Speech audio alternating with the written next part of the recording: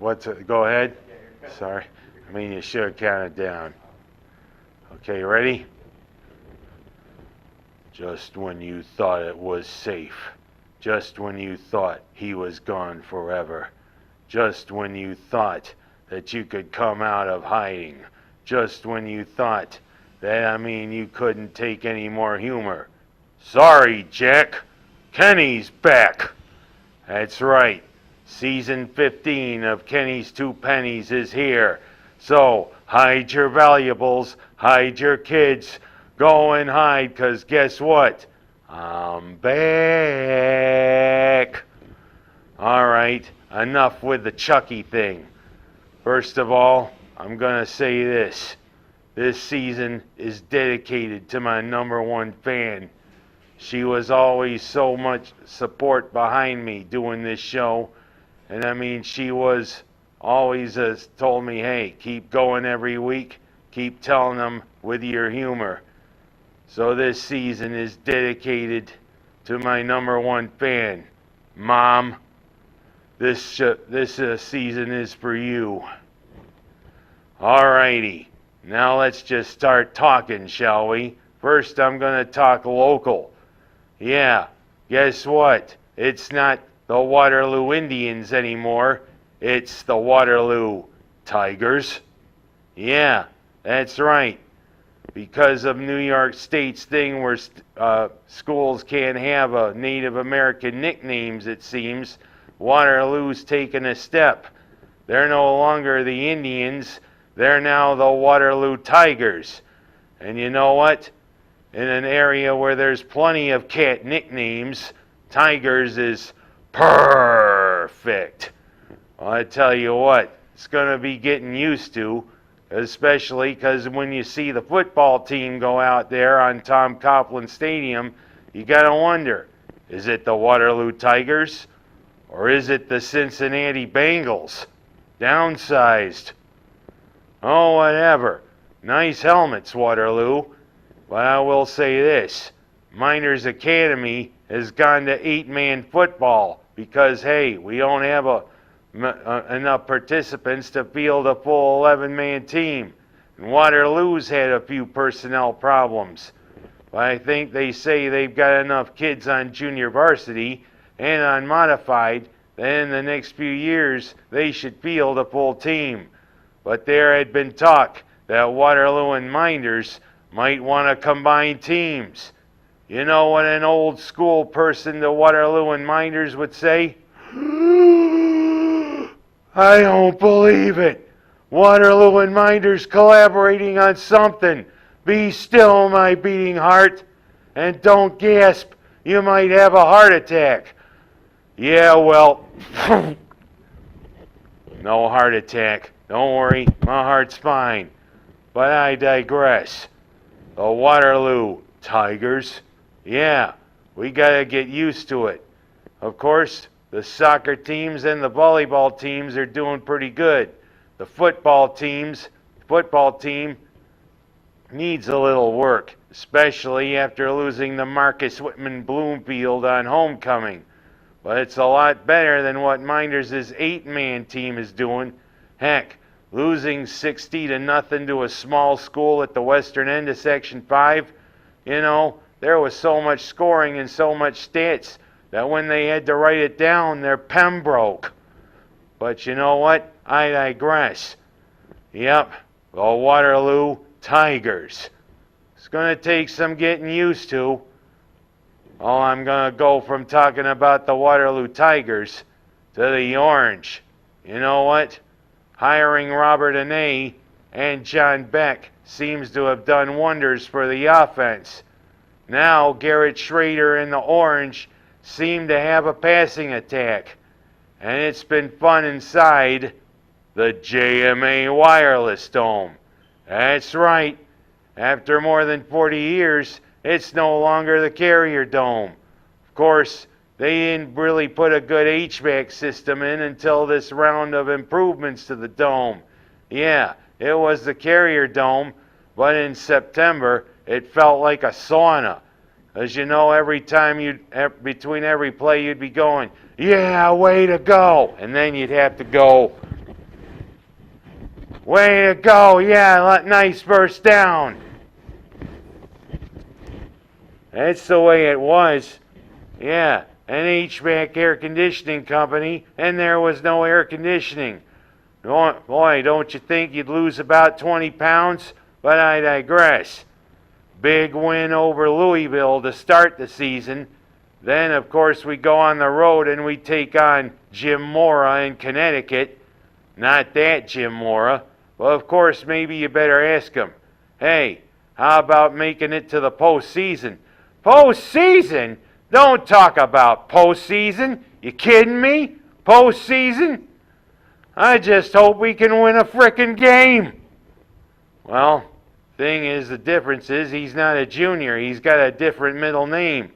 But if anybody can be like his daddy, he could. And then coming back home, big win over Purdue, the Big Ten coming into the Dome. And especially 7 seconds left. The offspring of a fishmonger. Yeah, Oronde Gadsden II. Aren't you glad he came up here to New York to go to college? His daddy, it was a great story, making the Miami Dolphins. Coming out of semi-pro ball and that. But you know what, Gadsden? We're glad you're coming to the Orange. You helped us beat Purdue. Did anybody drink any Boilermakers to celebrate? But I digress. I think this generation, it's lost on them because they think a Boilermaker is a drink. Well, you know what? Read your history, especially about the locomotives. You know what locomotives were powered by in the 1800s? Steam. And you know what comes from steam? A boiler makes the steam. So look up your history. Read about your history. Or I'm going to come with a ruler and read your history, you idiots. Don't get your minds off drinking. Read your history. All right, enough of that. And then we played the team where Anae and Beck came from, Virginia.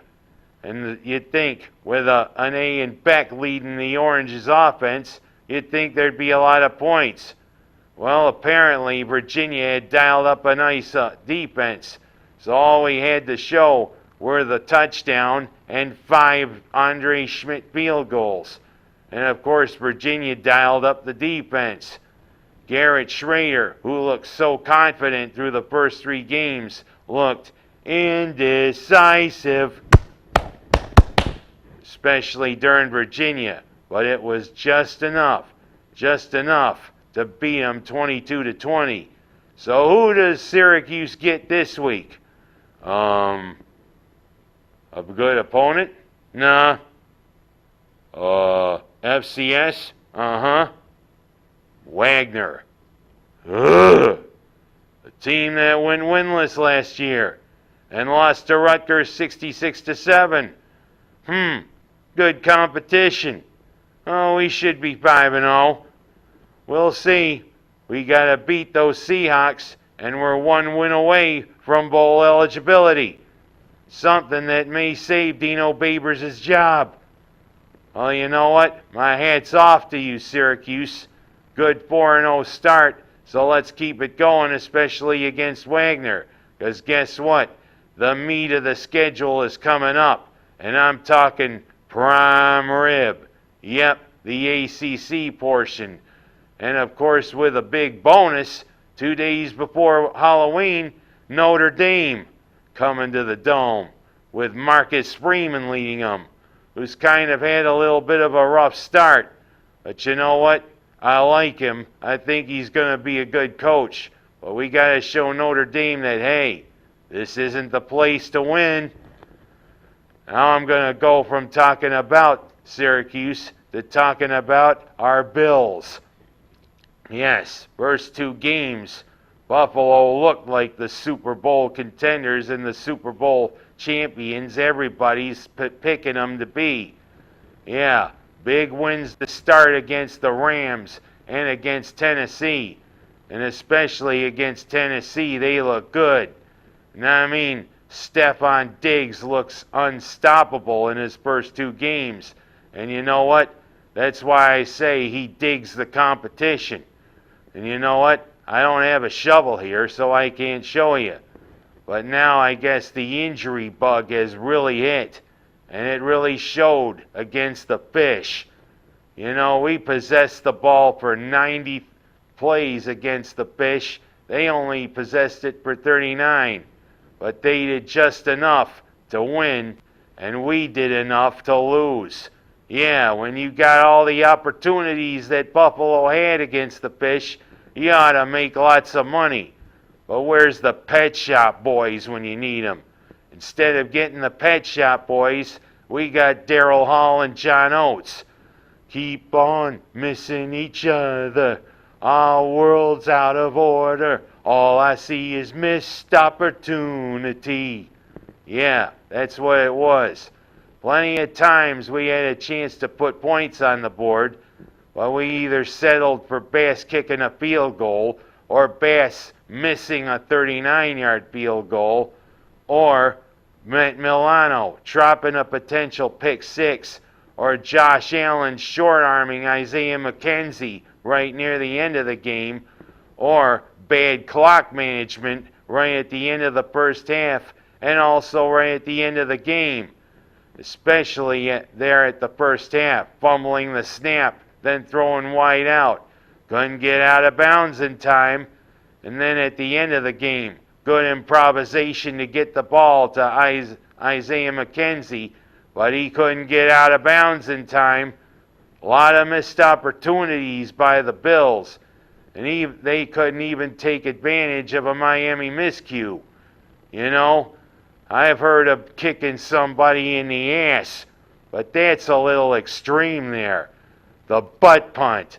Of course, Mark Sanchez had the butt fumble, but he didn't ram his head, nor did the punter. But you know what? It went out of bounds for a safety, so you know what? That's going to be on a lot of memes for a long time. Ken Dorsey, I applaud your passion, you know, but you know what? Now you become the thing of memes for losing your cool right there at the end of the game. You know what? I've lost my cool plenty of times. Hell, I slammed my fist into a table.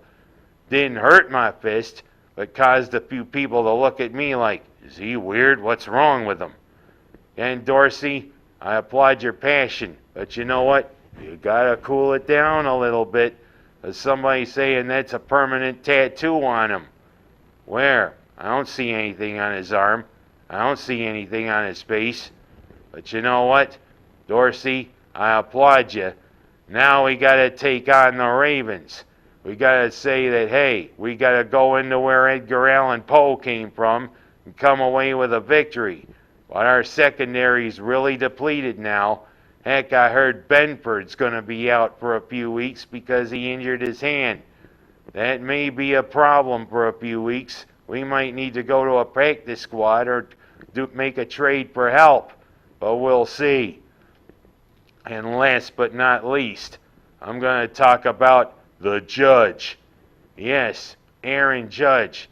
Still stuck on one home run away from Roger Maris. But I mean, it's been a big watch whenever he comes up. I always like to say, all rise, when he comes up. And then if he hits one, pretty good. He's tied with Babe Ruth. I kind of wonder if he celebrated with a candy bar when he hit his 60th home run. But I digress.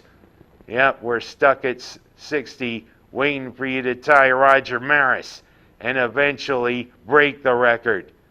Let's go, Aaron Judge. I hope you do. And that's all I have time for this week. The season premiere. Get ready. It's going to be a nice ride. Again.